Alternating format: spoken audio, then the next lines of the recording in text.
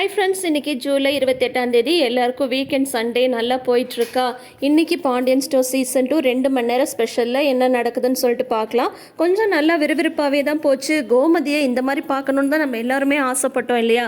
அதுதான் நடந்திருக்கு இன்றைக்கி. ஆனால் கோமதி பாண்டியனை நல்லாவே வச்சு செஞ்சுட்டாங்க. நேற்று செந்தில் கடையில் கோமதி பேசிட்டு போன விஷயத்த கதிர்கிட்ட சொல்கிறாங்க இல்லையா? அதனால் கதிருக்குமே மனசு கொஞ்சம் ஒரு மாதிரி தான் இருக்குது. அம்மா நம்ம மேலே அவ்வளோ பாசமாக இருக்காங்களே அப்படின்னு சொல்லிட்டு இப்போ வீட்டுக்கு வராரு. வீட்டுக்கு வரும்போது ராஜி துணி மடிச்சிட்டு இருக்காங்க. அப்போது என்ன அவ்வளோ சீக்கிரம் வந்துட்டு அப்படின்னதும், இல்லை நான் ஒரு ட்ரிப்புக்கு கிளம்புறேன், இந்த மாதிரி நைட்டு வண்டி ஓட்ட போகிறேன் அப்படின்ற மாதிரி சொல்லும்போது, நான் சொன்னால் நீ கேட்கவே மாட்டியா, நைட்டு வண்டி ஓட்டியே தான் தீரணுமா அப்படின்ற மாதிரி கேட்குறாங்க. அது இல்லாமல் நீ சனி ஞாயிறு தானே போகிற மாதிரி சொன்ன, இன்னைக்கு போகிற அப்படின்னு சொல்லி கேட்குறாங்க ராஜி. அப்போ கதிர் சொல்கிறாங்க, இல்லை இந்த மாதிரி கேட்டாங்க, சரி வேலை வந்தால் போய் செய்கிறதுல என்ன இருக்குது, அதனால் நான் இமீடியட்டாக கிளம்பணும், தேனி வரைக்கும் போயிட்டு வரணும் அப்படின்ற மாதிரி சொன்னது. எப்போ வருவேன் அப்படின்னா தான் போன தடவை மாதிரி காலையில் தான் வருவேன் அப்படின்றாங்க. கஷ்டமாக இருக்காதா, சரி சாப்பிட்டு போறியா சாப்பிட்றியா அப்படின்னு சொல்லி கேட்குறாங்க. இல்லை இல்லை சாப்பிட்டு போனால லேட் ஆகிடும் அப்படின்னு சொல்லிட்டு கதிர் சொல்லிடுறாரு. இருந்தாலும் ராஜி மனசு கேட்காம கிச்சனுக்கு வராங்க. கிச்சனில் பார்த்தீங்கன்னா கோமதியும் தங்கமயிலும் சமைச்சிட்டு இருக்காங்க. சாப்பாடு ரெடி ஆகிடுச்சாத்து அப்படின்னு கேட்குறாங்க. ஏம்மா உனக்கு பசிக்குதா அப்படின்னு கேட்கும்போது, இல்லை கதிர் இந்த மாதிரி ஆக்டிங் டிரைவராக தேனி வரைக்கும் போகிறாரு, இப்போயே கிளம்பணுமா, சாப்பிடாம போனால் பசிக்கும்ல, அதனால தான் அப்படின்னு சொல்லி சொன்னது. ஐயோ இன்னும் சாப்பாடு ரெடியாக அரை மணி நேரம் ஆகிடுமே, பரவாயில்ல இட்லி இருக்குது, அவனுக்கு பொடி இட்லினா ரொம்ப பிடிக்கும், டக்குன்னு ரெடி பண்ணி கொடுத்துடலாம் அப்படின்னு சொல்லிட்டு இட்லியை வச்சு பொடி ஊற்றி நல்லா ஊற்றி டக்குன்னு கோமதி ரெடி பண்ணிடுறாங்க. கதிருமே ரெடியாகி வந்துடுறாரு. வரும்போது இந்த அதை எடுத்துகிட்டு போ அப்படின்னு சொல்லும்போது, என்னது இது அப்படிங்கும்போது, நைட் உனக்கு பசிக்குள்ள அதான் சாப்பிட்றதுக்கு அப்படின்னது. என்ன இருக்குது இதெல்லாம், நான் உங்ககிட்ட கேட்டேன்னா அப்படின்னது. இல்லை இதில் பொடி இட்லி இருக்குது அப்படின்னு சொன்னதுமே கதிருக்கு தெரிஞ்சு போச்சு. உடனே ராஜியும் கஞ்சாடை காட்டுறாங்க, அத்தை தான் ரெடி பண்ணாங்க அப்படின்ற மாதிரி கஞ்சாடை காட்டுறாங்க. உடனே கதிர் அதை வாங்கிக்கிறாரு. வாங்கிட்டு சரி நான் போயிட்டு வந்துடுறேன் அப்படின்னு சொல்லிட்டு ராஜிட்ட சொல்கிறாங்க. கோமதி அப்படியே பார்த்துட்டே நிற்கிறாங்க. பையன் பேசுவானான்ட்டு உடனே கதிர் நான் போயிட்டு வரேன் அப்படின்னு சொல்லிட்டு அவங்க அம்மாவையும் பார்த்து சொன்னதும் ஒரே குஷியாயிடுது. உடனே கதிர் சொல்கிறாரு, ஏன்னா ஏன் நினச்சி யாரும் கவலைப்பட வேண்டாம், முதல்ல இருந்ததுக்கு உடம்பு மெலிஞ்சிட்டே வருது, ஒழுங்காக சாப்பிட்டு உடம்பு நல்லா பார்த்துக்கணும் சரியா அப்படின்ற மாதிரி அவங்க அம்மா பார்த்துட்டு அப்படியே ஜாடையாக சொல்லிட்டு போகிறாங்க. உடனே கோமதி ஓடி வராங்க ராஜி கிட்ட. அவன் என்கிட்ட தானே பேசினா என்ன தானே உடம்பு மெலிஞ்சிருச்சுன்னு உடம்பு பார்த்துக்க சொன்னான் அப்படின்னா, ஆமாத்த உங்களை பார்த்து தான் பேசினா அப்படின்ற மாதிரி ராஜி சொல்லுவோம். என் பையன் என்கிட்ட பேசிட்டான், எனக்கு இதுவே போதும் அப்படின்ற மாதிரி ரொம்ப குஷியாயிடுறாங்க கோமதி. அதுக்கப்புறம் ஏற்கனவே மத்தியானம் சண்டை பிடிச்சிட்டாங்களா பாண்டியன்ட்ட. இப்போது கதிர் வர நைட் டியூட்டி வண்டி ஓட்ட போயிருக்காங்களா. கோமதிக்கு அதுவே ஒரே கவலையாக இருக்குது. இவர் தான் எப்போ பார்த்தாலும் திட்டிகிட்டே இருக்காங்கன்னு பாண்டியன் மேலே கடுப்பாக இருக்காங்க. பாண்டியன் கடையிலேருந்து வராங்க.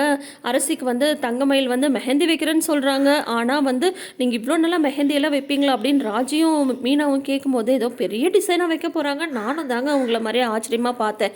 ஆனால் முதல்ல நம்ம மருதாணி அரைச்சி வைப்போம்ல ரவுண்டாக, அதை மெஹந்தி கோனில் வைக்கிறாங்க. வச்சுட்டு இதை விட நான் இன்னும் நல்ல டிசைன்லாம் வைப்பேன், இந்த கோன் சரியில்லை அப்படின்னு சொல்லிட்டு தங்கமயில் வேற ஒரு பிட்டை போடுறாங்க. அப்போ பாண்டியன் கடையிலேருந்து வராங்க. அரசி அன்னி மெஹந்தி வச்சாங்க அப்படின்ற மாதிரிலாம் இந்த சீன்ஸ்லாம் கொஞ்சம் நடக்குது. அப்போ பார்த்தீங்கன்னா கோமதி அப்படின்னு சொல்லிட்டு கூப்பிடுறாங்க. உடனே கோமதி வராங்க. கோமதி வந்ததும் அம்மா அண்ணனுக்கெல்லாம் வந்தாச்சா, எல்லாம் சாப்பிட்லாமா அப்படின்ற மாதிரி கேட்கும்போது அரசி சொல்கிறாங்க, செந்தில் அண்ணனும் சரவணனும் வந்துட்டாங்க, கதிரண்ணன் காலையில் தான் வரும் அப்படின்னதும் உடனே பாண்டியன் திட்ட ஆரம்பிச்சிடுறாரு. நான் தான் 10 மணிக்கு முன்னாடி வீட்டுக்கு வரணும்னு சொல்லியிருக்கேன்ல, அது என்ன நைட்டாக டெலிவரி கொடுக்குற அளவு நைட்டாக யார் சாப்பாடு வாங்கி சாப்பிட போகிறாங்களா, நான் சொல்கிற பேச்சு எதுவுமே கேட்கக்கூடாதுன்னு முடிவு பண்ணியிருக்கான் அப்படின்னது கோமதிக்கு செமக்கம் போது நிறுத்துங்க, நானும் பார்த்துட்டே இருக்கேன், சும்மா அவனை திட்டிகிட்டே இருக்கீங்களா, என்ன தான் நினச்சிட்டு இருக்கீங்க, அவன் எங்கே போயிருக்கான்னு உங்களுக்கு தெரியுமா, அவன் அன்னைக்கு மாதிரி நைட் வண்டி ஓட்ட போயிருக்கான், ஆக்டிங் டிரைவராக போயிருக்கான் அப்படின்னதும், அவனை யார் இதெல்லாம் போக சொன்னது, என்னமோ நான் போக சொன்ன மாதிரி என்கிட்ட நீ எரிஞ்சிட்டு வர அப்படின்னு சொன்னதும், உங்களால் தான் பின்ன என்ன அவனை பிள்ளையை நடத்துகிற மாதிரியா நீங்கள் நடத்துறீங்க, சும்மா ஏதோ கடங்காரனை நடத்துகிற மாதிரி நடத்துறீங்க, அன்னைக்கு என்னென்னா கல்யாணம் பண்ணிட்டு வந்துட்டாதான், நான் இல்லைன்னு சொல்ல அதையே சொல்லி படிப்புக்கு செலவு பண்ணுமா, வீட்டில் தங்குறதுக்கு யார் செலவு பண்ணுறது அப்படின்னு சொல்லும் போது, அதுக்கு அவன் பணம் சம்பாரிச்சு கொண்டு கொடுத்தா இந்த பணம் எதுக்காகும் அப்படின்னு சொல்கிறீங்க, பணம் சேர்த்து கொடுக்க சொல்கிறீங்க, அதுக்காக தான் அவன் மாதம் 10,000 தரேன்னு சொல்லி ஒத்துக்கிட்டான்னு சொல்லிட்டு அங்கே இங்கே நம்ம வேலைக்கு போய் கஷ்டப்பட்டுட்டு இருக்கான், என் பையனுக்கு என்ன தலையெழுத்தா அப்படின்னதும், சொல்கிற பேச்சு கேட்காம அவன் இஷ்டத்துக்கு படிக்கிற வயசில் கல்யாணம் பண்ணிட்டு வந்தால் இதெல்லாம் பட்டு தான் ஆகணும் அப்படின்றாங்க. சும்மா அதே சொல்லிட்டு இருக்காதீங்க, ஆமாங்க கல்யாணம் பண்ணிட்டு வந்துட்டாங்க இல்லைன்னு சொல்லலை, அதுக்காக அதே சொல்லி காட்டிட்டு அவனை மேலே கஷ்டப்படுத்திட்டு இருப்பீங்களா, என்னதான் நினச்சிட்டு இருக்கீங்க நீங்கள், அவனை மட்டும் நான் என்ன பெக்கலையா, சும்மா அவனை எதையாவது சொல்லிட்டே இருக்கீங்க, அவன் என்ன மற்ற பசங்க மாதிரி அங்கே இங்கன்னு ஊர் சுற்றிட்டா இருக்கான், வேலைக்கு வேலைக்கு தானே போகிறான், வேலைக்கு போய் சம்பாரிச்சாலும் ஒரு குத்தமா, அவன்கிட்ட காசு வேணும்னு சொல்லிட்டு அவ்வளோ கணக்காக வந்து கேட்குறீங்க. அப்போ வந்து அவன் வேலைக்கு போய் சம்பாரிச்சு தான் அந்த காசை கொண்டு வந்து கொடுக்க முடியும், அதுக்கும் வந்து திட்டிக்கிட்டே இருக்கீங்க அப்படின்னு சொல்லிட்டு நல்லா பிடிச்சி திட்டுறாங்க. ஆமாண்டி, இப்போ அவனுக்காக வந்து நீ என்கிட்ட சண்டை போட்டுட்ருக்கே அப்படின்னதும் உடனே பழனி, சரவணன் இவங்கெல்லாம் வந்துடுறாங்க. சத்தத்தை கேட்டுட்டு என்ன நடக்குது அப்படின்ட்டு அம்மா அப்படின்னு சொல்லிட்டு செந்திலும் பழனியும் சொல்கிறாங்க, வாயை மூடுங்க, யாரும் எதுவும் பேசக்கூடாது, என் பையனுக்காக இப்போ நான் வந்து பேசிகிட்டு இருக்கேன், சும்மா நானும் பார்த்துட்டே இருக்கேன், அவனை வந்து ஏதாவது வந்து சொல்லிட்டே இருக்காங்க அப்படின்னு சொல்லும்போது உடனே வந்து சரவணன் வந்து சொல்கிறாங்க, இப்போ என்னம்மா கதிர் வந்து நைட் வண்டி ஓட்ட போனது தானே பிரச்சனை, நீ ஒன்றும் கவலைப்படாதம்மா, நாங்கள் எல்லாருமே வந்து சொல்கிறோம் இந்த மாதிரி வந்து வேலைக்கெலாம் போவேணாம் அப்படின்ற மாதிரி வந்து சொல்கிறோம், நைட்டாக வண்டி ஓட்ட போவேணான்னு சொல்லும் அப்படின்னு சொல்கிறாங்க. ஆமாம், அந்த துரைக்கு வந்து எல்லாரும் வீட்டில் இருக்கிறவங்களாம் சமாதானப்படுத்தணும் அப்படின்ற மாதிரி திட்டிட்டு வந்து பாண்டியன் வந்து போயிடுறாரு. இவங்க இங்கே சண்டை போடுறது அங்கே வெளியில் வந்து அப்பத்தான் உட்காந்துட்டு இருக்காங்க, அவங்க வரைக்கும் நல்லாவே கேட்குது. உடனே சத்தம் கேட்டு வடிவும் வந்துடுறாங்க. என்னத்தை எதிர்த்து வீட்டில் ஏதாவது பிரச்சனையா அப்படின்ற மாதிரி கேட்டதும் அதுதான் எனக்கும் தெரில, எப்போவுமே மாப்பிள்ளையோட சத்தம் தான் கேட்கும், ஆனால் எனக்கு வந்து கோமதியோட சத்தம் வந்து கேட்குது, கோமதி இந்த மாதிரிலாம் சத்தமாக வந்து பேசவே மாட்டாளே, என்ன பிரச்சனை என்னன்னு சொல்லிட்டு தெரியலையே, பழனிக்கு கொஞ்சம் ஃபோன் அடிச்சு பாரு அப்படின்னு சொல்லவும் பழனிக்கு ஃபோன் அடிக்கிறாங்க. அவரும் வர எடுக்க மாட்டேன்றாரு. அப்பத்தாக்கு அப்போலேருந்து கவலையாக இருக்குது, திடீர்னு என்னடி சத்தம் வர நின்று போச்சு அப்படின்ற மாதிரிலாம் வந்து சொல்லுவாங்க. உடனே வந்துட்டு அண்ணன் ஏதாவது கோமதி அடிச்சிருப்பாரா அப்படின்ற மாதிரி வடி வந்து கேட்கச்சே, அந்த மாதிரிலாம் அவர் எப்போவுமே வந்து பண்ண மாட்டார், பழனி தான் சொல்லியிருக்கானே அதெல்லாம் நல்லா பார்த்துக்கிறாங்கன்னு சொல்லிட்டு தான், அவர் கொஞ்சம் கோபக்காரர் தான், ஆனால் இருந்தாலும் இன்றைக்கி ஏன் கோமதி இந்த மாதிரி சத்தம் போட்டான்னு தெரியலேன்னு சொல்லிட்டு அப்பத்தாக்கு வந்து அதே நினப்பு மனசில் ஓடிட்டே இருக்குது. அதுக்கப்புறம் சாப்பிட்றதுக்கு எல்லோரும் டைனிங் டேபிளில் வந்து உட்காடுறாங்க. கோமதியுமே வந்து வராங்க, பாண்டியன் வந்து வராமல் இருக்காங்க. நான் போய் அப்பாவை கூட்டிகிட்டு வரேன் அப்படின்ற மாதிரி சரவணன் எந்திரிக்கும் போது கரெக்டாக பாண்டியன் வந்து வந்துடுறாங்க. வந்து உட்காந்ததுமே கூட கோமதி வந்து பார்த்தீங்கன்னா டைனிங் ஹாலில் எல்லாரையும் வந்து திட்டுறாங்க. ஏய், நீ ஒழுங்காக சாப்பிட மாட்டியா, அதை ஏன் ஒதுக்கி வைக்கிற, உங்களுக்குலாம் வந்து செஞ்சு கொட்டினாலும் ஒழுங்காக உங்களெல்லாம் சாப்பிட முடிய மாட்டேங்குதுல அப்படின்னு சொல்லிட்டு வரிசையாக அரசி, செந்தில், பழனின்னு சொல்லிட்டு எல்லாருக்கும் திட்டு விழுது. உடனே பாண்டியன் வந்து சொல்கிறாரு, எதுக்கு எல்லாரும் இந்த மாதிரி வந்து திட்டிகிட்டு இருக்க, உனக்கு என்ன தாண்டி பிரச்சனை அப்படின்னதும், ஆமாம் என்ன தான் பிரச்சனை, என் பையன் வந்து இந்த மாதிரி நைட்டாக உழைச்சிட்ருக்கான், ஆனால் அதை பற்றி உங்களுக்குலாம் என்ன கவலை அப்படின்ற மாதிரி வந்து சொல்லவும், இப்போ என்ன தாண்டி உனக்கு வேணும், சரிடி அவனை இனிமேல் அந்த வேலைக்கெலாம் போவேணான்னு சொல்லு, ஒன்று பண்ண சொல்லு, காலேஜ் நாட்டிலலாம் காலேஜுக்கு போயிட்டு அந்த டெலிவரி வேலையை அவனை வந்து பார்க்க சொல்லு சரியா, ஆனால் சனி ஞாயிறுனா கடைக்கு வர சொல்லுடி, கடைக்கு ஒன்றும் அவன் சும்மா வர வேணாம், அவனுக்கு சம்பளமும் போட்டு தந்துடுறேன் போதுமா, இதையாவது அவனை வந்து செய்ய சொல்லு, அதுக்காக வீட்டில் இருக்கிற எல்லார்ட்டையும் நீ கோச்சிட்ருக்காது அப்படின்ற மாதிரி வந்து சொல்கிறாங்க. அதுக்கப்புறம் தான் கோமதிக்கு வந்து நிம்மதியாகுது, அப்பாடா அப்படின்னு சொல்லிட்டு நிம்மதியாகுது. அதுக்கப்புறம் எல்லாம் சாப்பிட்டு ஒரு வேளையை எந்திரிச்சு போனதுக்கப்புறம் வந்து ராஜி வந்து ஆனால் டென்ஷனாக இருக்காங்க. என்னாச்சு ராஜி, ஏன் அப்படின்னதும், இல்லை அத்தை பாட்டிக்கு அத்தை வந்து இந்த மாதிரி வந்து சொல்லிட்டாங்க, கடைக்கு வேற வர சொல்லி வந்து மாமாவும் சொல்லிட்டாங்க, ஆனால் கண்டிப்பாக கதிர் வந்து அதை செய்ய மாட்டான், இதனால் வீட்டில் இன்னொரு பிரச்சனை வருமோன்னு எனக்கு பயமாக இருக்குக்கா அப்படின்னு சொல்லிட்டு ராஜி சொல்ல, எனக்கும் அதே தான் ராஜி தோணுச்சு அப்படின்னு மீனாவுமே சொல்கிறாங்க. அப்புறம் கோமதிட்டையும் வந்து சொல்கிறாங்க ராஜி, இந்த மாதிரி பார்த்தியா நான் எப்படி பேசியே உங்கள் மாமா வழி கொண்டு வந்துட்டேன் அப்படின்னதும், அதெல்லாம் ரைட்டு தான், ஆனால் கதிர் இதை ஒத்துக்குவான்னு நினைக்கிறீங்களா அப்படின்னு சொல்லிட்டு ராஜி வந்து கேட்க, இல்லை நான் அவன்கிட்ட பேசி நான் வந்து கன்வின்ஸ் பண்ணுறேன் அப்படின்ற மாதிரி கோமதி வந்து சொல்கிறாங்க. இருந்தாலும் ராஜிக்கு வந்து அதில் நம்பிக்கையே இல்லை. இப்போ வந்து நைட்டும் செந்திலும் மீனாவே இதை பற்றி பேசிகிட்டு இருக்காங்க. அப்போ வந்து கதிர் கடைக்கு வரதை பற்றி நீங்கள் என்ன நினைக்கிறீங்கன்னு சொல்லும்போது செந்திலுமே சொல்கிறாரு, இல்லை அது வந்து சரி வராது தான், அவன் பாட்டிக்கு அவன் இப்போ வேலைக்கு போயிட்டுருக்கான், கடைக்கு வந்தால் கண்டிப்பாக வந்து அப்பாவுக்கும் அவனுக்கு பஞ்சாயத்தே சரியாக இருக்கும், இப்போ நானுமே படிச்சிருக்கேன், என்ன ஒரு வேறு வேலைக்கு போச்சுன்னா நான்லாம் பேசாமல் போயிடுவேன், அப்பாட்டெல்லாம் வேலை செய்கிறது ரொம்ப கஷ்டம் அப்படின்னு செந்தில் சொல்லவும், நீங்கள் ஏன் இப்போல்லாம் மாமாட்ட ரொம்ப கோச்சிக்கிறீங்க அப்படின்ற மாதிரி சொல்கிறாங்க. அப்படியெல்லாம் கிடையாது, ஆனால் அவர் எது சொன்னாலும் கரெக்டுன்னு சொல்லிட்டு இருக்க முடியாதுல்ல, அவர் நினைக்கிறது தான் கரெக்டுன்னு சொல்லிட்டு அவர் சொல்கிறாரு, எனக்கும் வயசாகுது, எனக்கு தோன்றதை நான் சொல்லி தானே ஆகணும் அப்படின்ற மாதிரி செந்தில் சொல்கிறாரு மீனா கிட்ட. இங்கே ராஜி வந்து பயந்துட்டே இருக்காங்க. அடுத்த நாள் காலையில் வந்து வந்துடுறாரு கதிர்.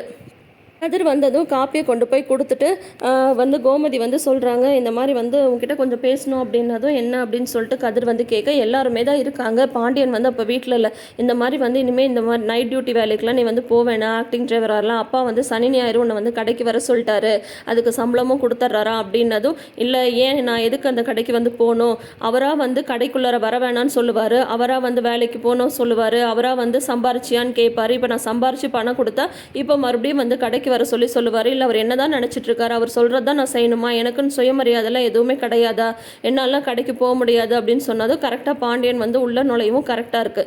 உடனே ஒரு வாக்குவாதம் வந்து ஆரம்பிச்சிடுது, இதுக்காக தான் நீ வந்து அவனுக்கு எனக்கு சப்போர்ட் பண்ணி என்கிட்ட வந்து பேசிட்டு இருந்தியா, சொல்கிற பேச்சும் கேட்கறதில்ல, அவன் இஷ்டத்துக்கு எல்லாமே பண்ணுறதெல்லாம் கரெக்டுன்னு சொல்லி நினச்சிட்டு இருக்கான், அவனுக்காக நீ வக்காலத்து வாங்கிட்டு வீட்டில் இருக்கிற எல்லாரையும் வந்து திட்டிட்டு பிரச்சனை பண்ணிட்டு இருந்த, இதோட வந்து போயிட்டு சொல்லிட்டேன் அப்படின்ற மாதிரி வந்து பாண்டியன் வந்து கத்துறாரு. உடனே வந்து கதிர் வந்து, எனக்காக யாரும் எதுவும் கவலைப்படவும் வேணாம், யோசிக்கவும் வேணாம், வேணாம், என்னை என் வழியில் விட்டால் போதும்னு சொல்லிட்டு கதிர் வந்து உள்ளே போயிடுறாரு.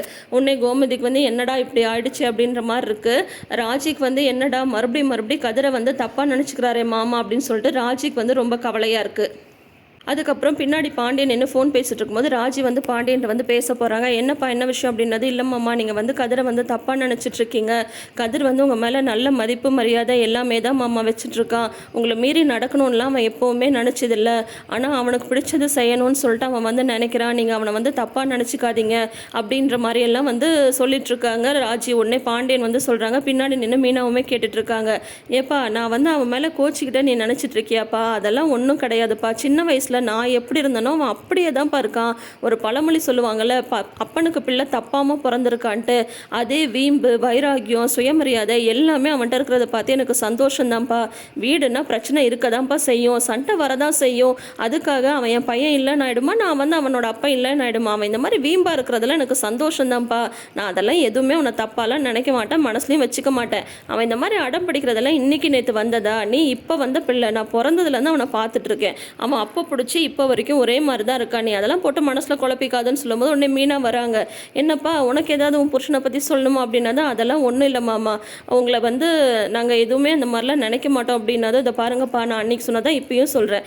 நான் வந்து உங்கள் அப்பா ஸ்தானத்துலேருந்து தான் உங்கள் 2 பேரையும் நான் வந்து பார்க்குறேன். அந்த இடத்துலேருந்து நான் எப்போவுமே மாற மாட்டேன். தேவையில்லாமல் நீங்கள் என்ன நினச்சி கவலைப்படாதீங்க, புரியுதா அப்படின்ற மாதிரி வந்து பாண்டியன் வந்து சொல்லிட்டு போகிறாங்க.